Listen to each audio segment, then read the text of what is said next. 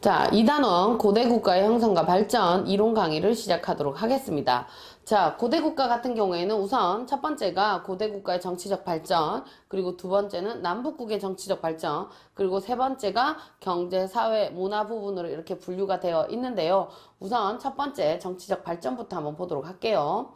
자, 고대국가의 정치적 발전을 보시면 고대국가의 특징은 일단 군장국가, 제가 앞 시간에도 앞 강의에서도 말씀을 드렸지만 군장국가는 부족과 부족 간의 결합을 군장이라고 그랬어요. 그런데 고대국가가 이제 등장을 하면서 고대국가의 형태로 가면서 연맹왕국을 거쳤다가 중앙집권적 고대국가로 가게 된다라는 거. 연맹국가는 군장과 군장의 결합입니다. 왕을 중심으로 해서 그런 형태라면 중앙집권국가는 중앙의 집권, 권력이 집중되는 국가, 한마디로 왕에게 모든 권한이 쏟아지는 그런 형태가 바로 고대 국가의 특징이라고 하겠죠. 그러면 이 중앙집권 국가의 특징이라 하면 어떤 게 있냐면 여러분 여기 보세요.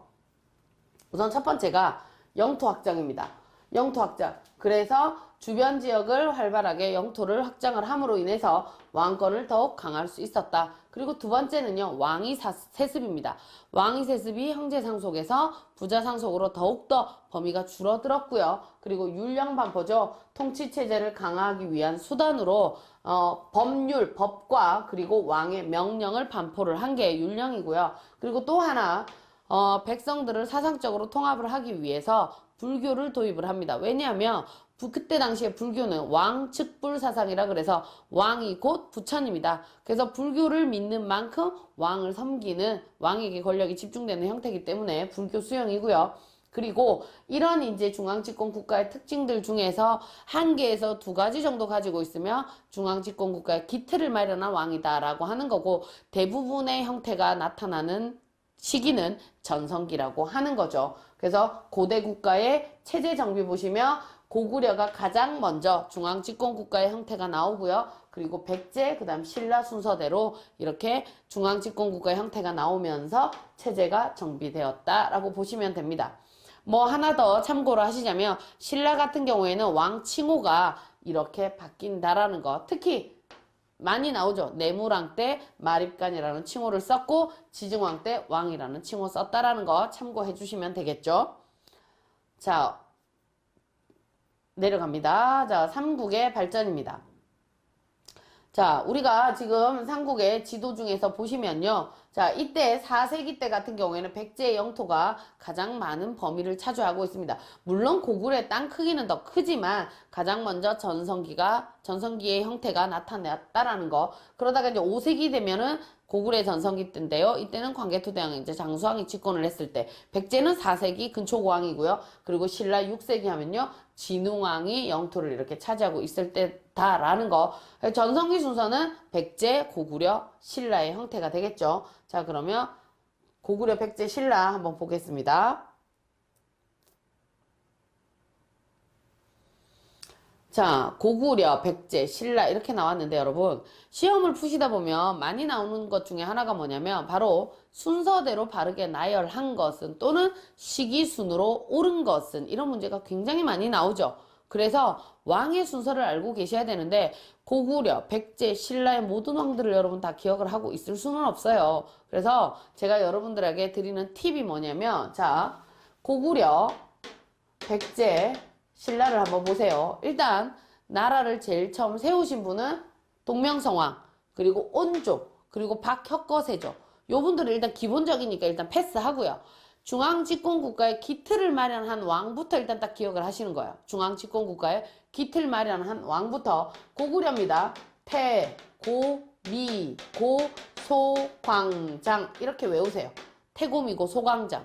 그 다음에 백제는요. 고, 근, 침, 계문, 동무성 이렇게 외우세요. 자다가 툭 치면 고금, 칭계문, 동무성이 툭 튀어나올 정도로 이렇게 달달달달달달 외우고 계셔야 시대순으로 나열하시오 하면은 헷갈리지 않는 거예요. 그 다음에 신라는요. 내, 눌, 소, 집업진 이렇게입니다. 내, 눌, 소, 집업진. 지석진 말고 집업진.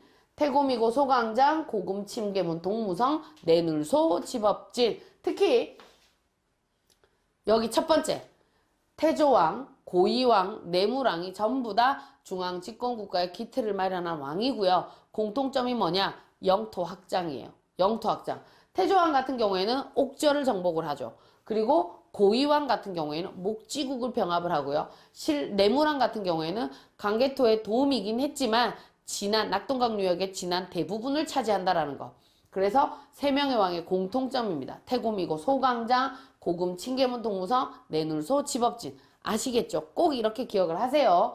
자, 그러면 이제 태조왕부터 보세요. 옥저 동해 정복이라고 되어 있는데 요즘 이게 동해 정복을 뒷받침해주는 사료가 좀 부족해서 그래서 옥저 정복이라고 대부분 모든 국정교과서에 이렇게 나와요. 그래서 동해는 약간 조금 지금 사료 부족입니다. 자, 그 다음에 고국천왕 때 두 번째가 고국천왕입니다. 고국천왕은 부자상속을 형제상속에서 부자상속으로 확립을 하고요. 부족적 성격의 오부 그 앞서 계루부, 전로부, 순노부, 소노부, 관노부 그 부족적인 성격이 이제 행정적인 의미가 된 거죠. 행정적으로 뭐 예를 들어 무슨 시 있죠. 요런 식으로 해서 행정적 성격의 오부가 바뀌었다라는 거. 그리고 진대법입니다. 곡식이 떨어졌을 때 봄에 빌려주었다가 가을에 수확하면 갚는 제도. 이게 이제 고국천왕이고요. 그 다음에 이제 태고미 할 때 미천왕입니다. 미천왕은 낙랑군을 축출을 하고 대동강유역을 확보를 했고요. 서안평은 압록강 지역이에요. 압록강 근처 북쪽 지역에 그 지역을 점령을 하면서 요동지방으로 진출을 꽤 했다라는 거. 고국원왕입니다. 백제의 공격으로 평양성에서 전사를 한 거죠. 여기 있는 백제의 근초고왕이 이때 쳐들어온 거예요. 그러니까 이렇게 이제 시대를 구분을 하시면 되겠죠.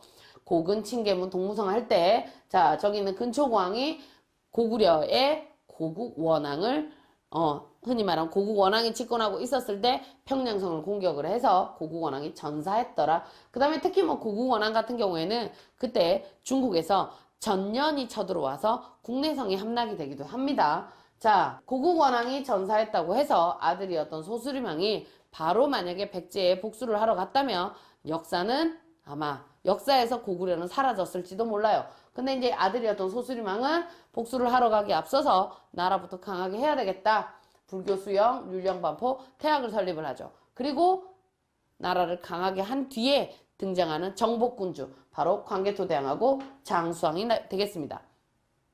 광개토대왕은 우선 신라에 출몰한 왜구 격퇴, 이때가 이제 내무랑이에요. 내무랑 시기가 바로 여기는 광개토대왕하고 관계가 있는 거예요. 내무랑 때 광개토대왕에게 도움을 요청을 해요. 왜가 자꾸 신라를 쳐들어와서. 그래서 기억은 이렇게 하세요. 뇌물을 5만 원을 줬더니 5만 명의 군사가 왔더라. 뇌물을 누구한테 5만 원 줘요? 광개토대왕에게. 그래서 내무랑하고 광개토대왕 관계가 있다라는 거. 자, 그 다음에 광개토대왕 릉비에도 내무랑을 신라의 내무랑을 도와 왜를 물리쳤다라는 내용이 기록이 되어 있습니다.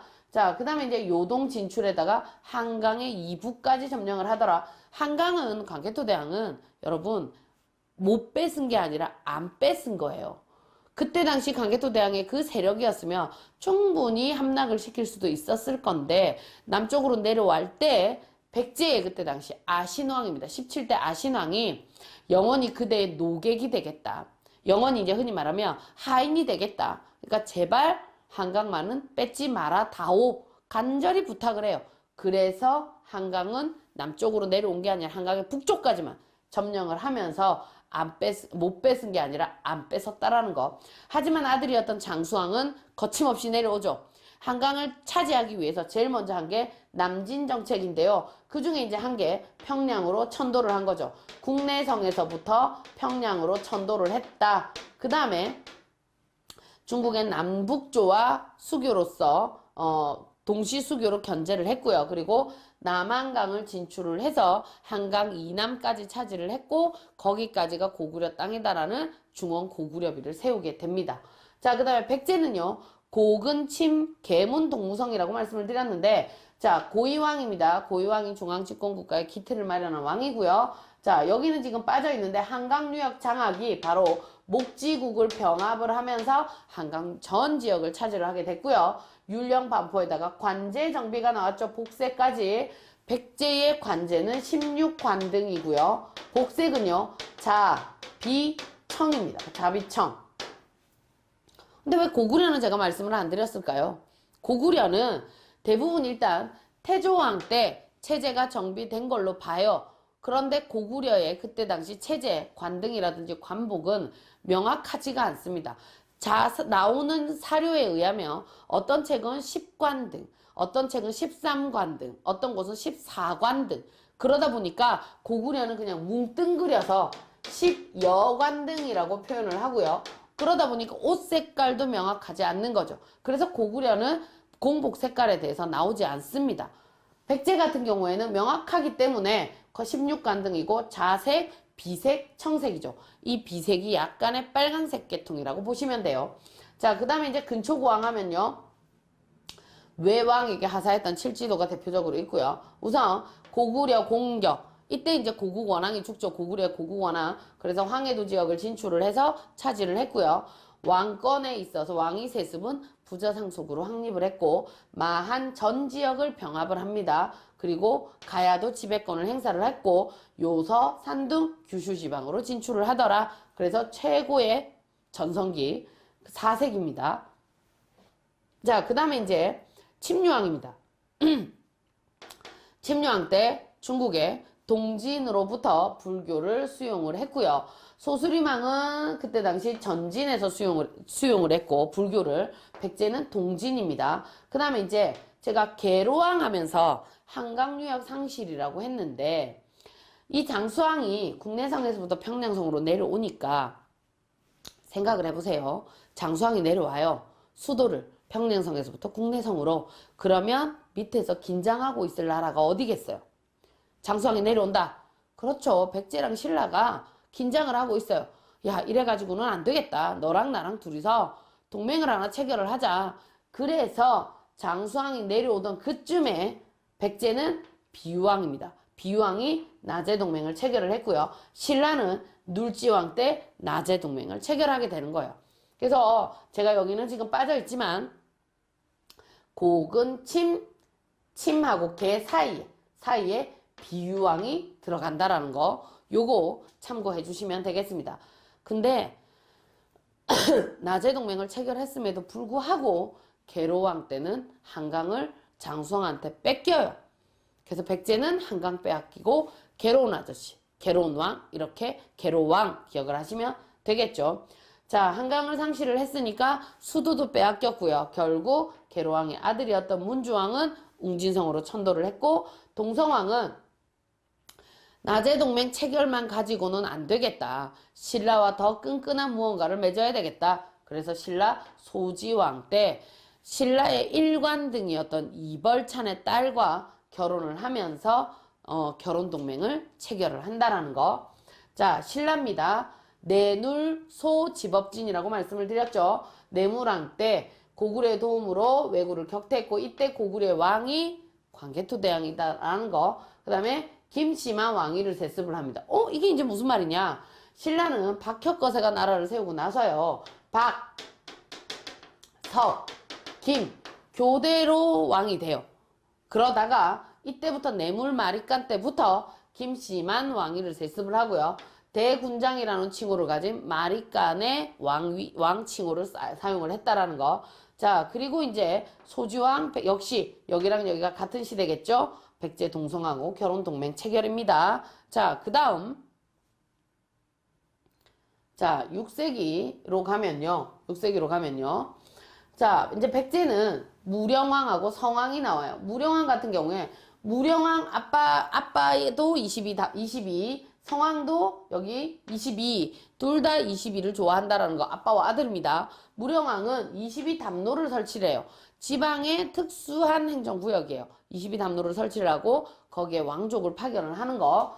그리고 나서 중국의 양나라하고 적극적으로 교류를 했다. 이걸 뭘 통해서 알 수 있냐면 무령왕릉을 통해서 알 수 있는 거죠. 무령왕릉을 보면 무령왕릉 스타일이 굴식 벽돌 무덤이에요. 이렇게 되어 있는데 굴식 벽돌 무덤인데 이 벽돌 무덤 양식이 우리나라 스타일이 아니라 중국 양나라 스타일. 그래서 양나라와 교류를 했다. 특히 중국에 있는 이 양나라에 백제 사신의 모습이 그려져 있는 양직공도를 보고 더욱더 양과 교류를 했음을 알 수 있고요. 성왕입니다. 사비로 우선 천도를 해요. 수도를 웅진에서부터 사비로 천도를 하고 나라 이름을 남부 이렇게 칭을 하죠. 그리고 중앙에 22개의 실무 관청을 설치를 합니다. 자, 하지만 한강 하류 수복인데요. 한강 일시적 차지라고 보시면 되겠죠. 한강을 신라하고 똑같이 낮에 동맹을 어차피 체결이 되어 있으니까 고구려 장수왕이 뺏었던 한강을 차지하러 가요. 그래서 둘이 나눠 가집니다. 나눠 가졌는데 신라 진흥왕의 배신으로 한강을 상실하죠. 낮에 동맹 결렬되어 있죠. 그리고 다시 찾기 위해서 관상성 정투에 나갔지만 매복하고 있었던 신라군에게 성왕이 죽임을 당하게 된다라는 거. 자, 지중왕, 이제 신라죠. 내눌소 지법진이라고 말씀을 드렸는데, 이 지중왕, 법흥왕, 그리고 진흥왕은 여러분들이 반드시 기억을 해야 돼요. 정말 시험 문제에 많이 나오는 거고요. 특히 이제 법흥왕 때 공복 제정입니다. 공복은 지금 신라 같은 경우에는 여러분 17관등이고요. 공복은 자, 비, 청, 황입니다. 자비, 청, 황. 이렇게 해서 네 가지 색깔이다라는 거, 이거 기억을 하시고, 또 하나 요거 말씀드릴까요? 신라의 지중왕 때 동시, 신라의 수도가 금성이죠. 경주. 요쪽은 동쪽에 위치해 있기 때문에 동쪽에 있는 시장을 동시라고 그래요. 그리고 이 시장의 상행위 이런 것을 관리 감독하던 부서가 동시전이었다라는 거, 요거 참고하시고, 그리고 진흥왕 때 대가야를 정복을 했고요. 황룡사라는 절을 짓습니다. 진흥왕이. 근데 여러분들이 알고 계시는 황룡사 구축 목탑은 진흥왕이 짓는 게 아니에요. 누가 짓느냐? 바로 진흥왕 뒤에 27대 선덕여왕 때 거기다가 황룡사 구축 목탑을 짓게 되는 거죠. 그러니까 구분해 주시면 되겠어요. 자, 그러다가 7세기가 되면서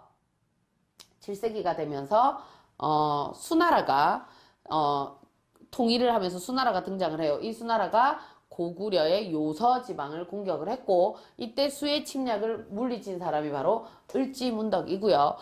수나라가 무리한 고구려 원정, 그리고 자기네 나라 안에 대운하 건설, 이런 것 때문에 수나라가 멸망을 하고 당이 건국이 돼요. 그런데 이제 이 당나라가 건국이 됐을 때 연개소문은 당의 침입을 막기 위해서 천리장성을 축조를 하죠. 그리고 연개소문은 정변을 일으킵니다. 자, 한번 보세요.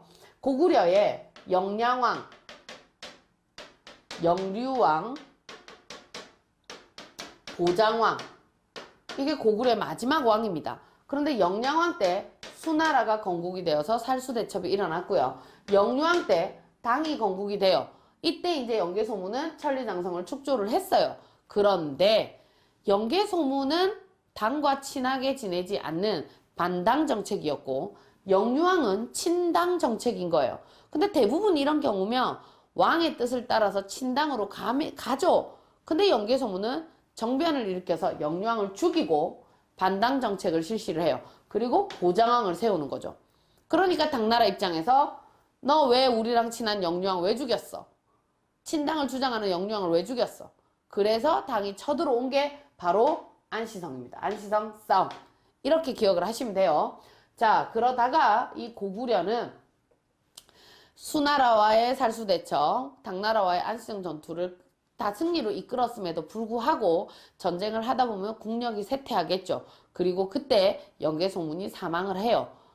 물론 연개소문이 전쟁을 하다가 사망을 했다라는 게 아니라 연개소문도 사람인지라 사망을 하고 난 뒤에 연개소문의 아들 3명에 의한 권력 다툼, 내부 분열, 결국 나당연합군이 쳐들어오게 되죠. 나당연합군이 쳐들어와서 결국 평양성이 함락이 되면서 고구려가 668년에 멸망을 했고, 그 이후에 부흥운동입니다. 건모잠, 고연무 있는데, 이때 이제 고구려의 부흥운동은 여러분 이렇게 기억을 하세요. 안 떨어지는 검정, 고무신. 이게 이제 무슨 말이냐면 건모잠, 고연무가 있고요. 안승이라는 왕족입니다. 안승. 근데 이 안승을 금마저라고 하는 지역이 어디냐면 오늘날 익산이에요. 익산 금마저 지역의 안승을, 그 지역에 보덕국이라는 나라를 하나 세우고 안승을 왕이 임명을 하죠. 누가? 신라가 임명을 합니다. 왜요? 왜 신라가 이렇게 지원을 해줬다라고 하냐면 좀 이따 말씀을 드리겠지만 고구려가 멸망을 하고 났을 때 그러니까는 이 백제가 처음에 먼저 멸망을 하고 그 다음에 고구려가 멸망을 했을 때 신라는 당나라와 같이 나당연합이 체결이 되어 있어요. 근데 나당연합의 첫 조건은 뭐냐면 대동강에서부터 여기 이렇게 적을게요. 대동강에서부터 원산만까지 북쪽은 당이 차지하고 남쪽은 신라가 차지하기로 했는데 고구려 멸망시키고 나서 거기다가 안동 도호부라고 당이 직접 관리하는 구역을 하나 만들어 놓은 거예요. 백제를 멸망시키고 나서 웅진 도독부라고 그래서 거기도 당이 직접 관리하는 구역. 약속이 다르죠. 분명히 약속은 대동강에서도 원산만 북쪽이 당이 하고 남쪽은 신라가 차지하기로 했는데 당의 검은 속마음이 나오기 시작을 한 거예요. 내가 신라를 도와서 백제 고구려를 무너뜨린 다음에 한반도를 다 차지해야지 라고 하는 당의 야욕, 그걸 보고 신라는 일단 당 세력부터 몰아내야 되겠다. 그러니까 지금 부흥운동을 흔히 말하면 막는 게 아니라 당의 세력을 몰아내기 위해서는 고구려를 내 편으로 끌어들여야 돼. 그래서 고구려의 왕족이었던 안승을 익산 지역에 금마저라는 익산 지역에 보덕국이라는 나라를 세우고 왕족으로 임명을 했던 그런 이제 부흥운동, 신라가 도와줬다라는 거 그런 내용입니다.